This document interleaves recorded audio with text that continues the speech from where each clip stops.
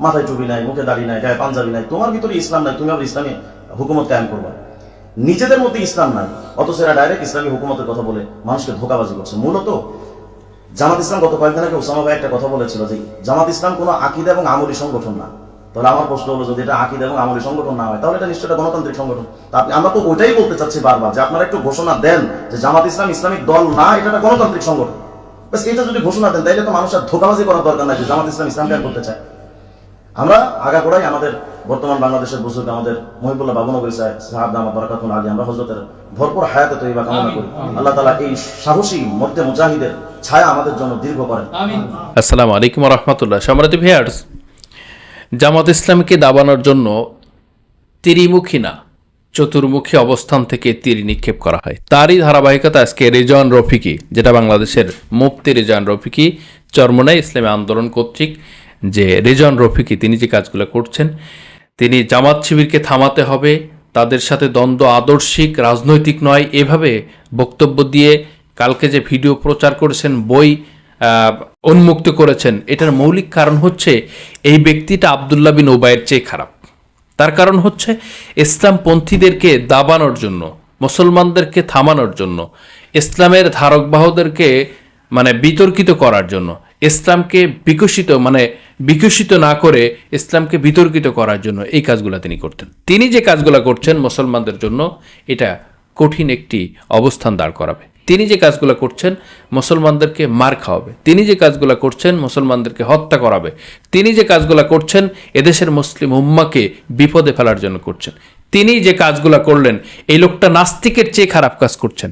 কারণ যারা আজকে মওদুদিবাদ বলছে, বাংলাদেশের আজ পর্যন্ত আমরা আমাদের জন্মের থেকে শুরু করে এই অনেকগুলো বছর যা চলে গিয়েছে, আমরা দেখতে পাইনি এখনো পর্যন্ত যে বাংলাদেশের ইতিহাসে কখনো মওদুদির জন্ম, মওদুদির মৃত্যু, মওদুদির দেখানো পথ অনুসরণ করতে হবে না। রাসূলুল্লাহ সাল্লাল্লাহু আলাইহি সাল্লামের যে আনিত বিধান, হুজুর পাক সাল্লাল্লাহু আলাইহি সাল্লামকে হিরা গুহার মধ্যে যেটা দিয়ে যেত জিবরাইল আমিন আলাইহিস সালাম, সেই আনিত বিধানের উপরে বাস্তবতা এবং কোরআন সুন্নাহর আলোকে জীবন বিধানের সম্পূর্ণ পরিচালনা এই জামাত ইসলাম করেছেন। আজকে তাদেরকে দাবানোর জন্য এই ভণ্ড, প্রতারক, বদমাইশ, অমানুষ যার অবস্থাকে আজকে যেটা করেছে, এটা মুসলমানদেরকে বিরূপ মন্তব্য করেছে। যে মুসলমানদের আদর্শ হবে মানবিক, সামাজিক, ন্যায়, যে মুসলমানদেরকে ব্যবহার দেখে, যার আদর্শ দেখে অন্য ধর্মের মানুষগুলা মুসলমান তো হবে, মুসলমান বরণ করবে, দীক্ষিত হবে। আজকে সেই মুসলমানদের মধ্যে এই ধরনের বাটপার, প্রতারণা, এর কাজ হচ্ছে মানুষকে বিতর্কিত করা। কারণ হচ্ছে আপনি দেখেন, তিনি বলছেন নৈতিক দায়িত্ব, এইটা বদমাইশ। তার কারণ হচ্ছে এর অনেকেই প্রশ্ন করেছে জন্মে ঠিক আছে কিনা। তার কারণ হচ্ছে এই ব্যক্তির কাজ কি দেখেন, একটি মানুষ একটি বিপ্লবকে থামাতে চায়, একটা বিপ্লবকে থামাতে চায়। এর প্রশ্ন হচ্ছে এটা মওদুদিবাদের জামাত, মওদুদি ইসলাম। সমস্যা হচ্ছে এখানে একটি দেশের যদি ইসলামিক ভূখণ্ড তৈরি করা না যায়, ইসলামিক অনুশাসন কায়েম করা না যায়, তাহলে ওই দেশের নাগরিকের কি দায়িত্ব? নাগরিকের কাজটা কি?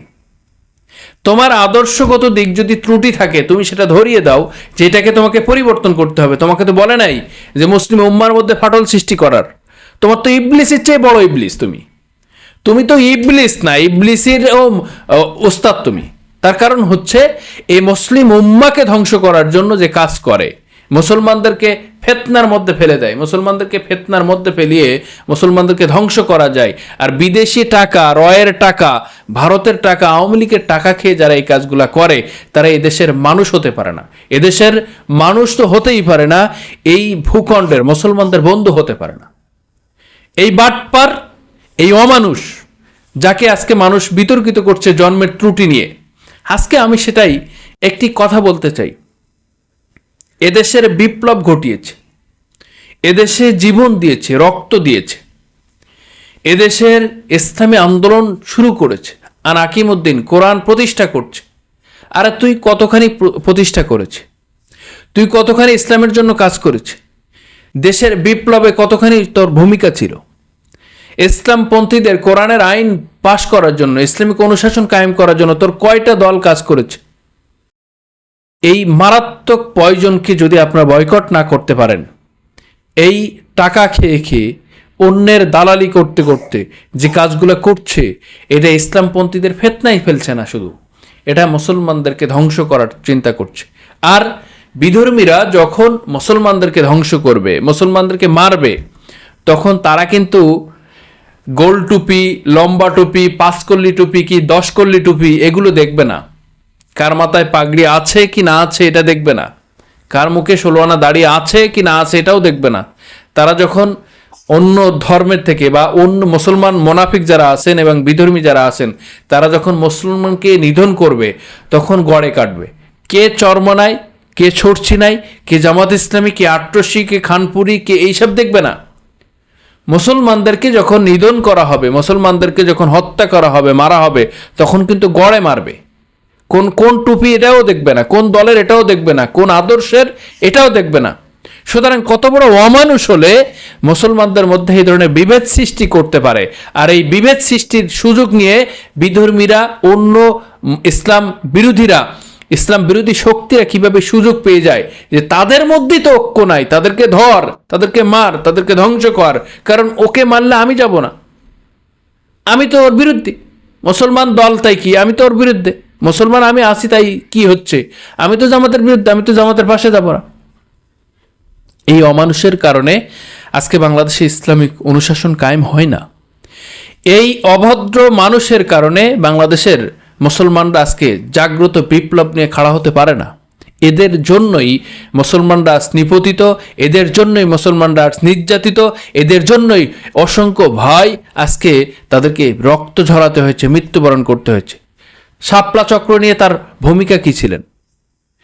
নিরপরাধ মানুষকে ফাঁসি দিয়েছে, হত্যা করেছে, তার ভূমিকা কী ছিলেন?